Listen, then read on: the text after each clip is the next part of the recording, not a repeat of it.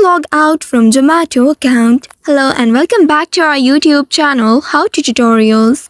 In today's video, I'm going to show you how you can log out from your Zomato app or account. Zomato app is a widely used food delivery and dining platform that allows users to discover restaurants, order food and access various features available in the application.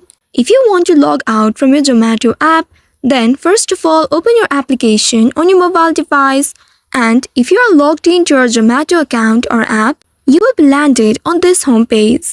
Now, in order to log out, first of all you will need to locate your profile icon or the initial at the top right corner of your screen. Once you locate it, simply tap on it and then you will be taken to your profile page.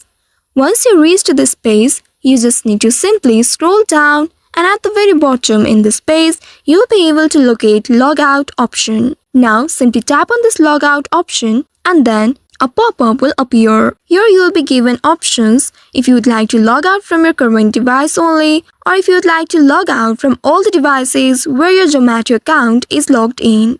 Simply select one of these options based on your preference.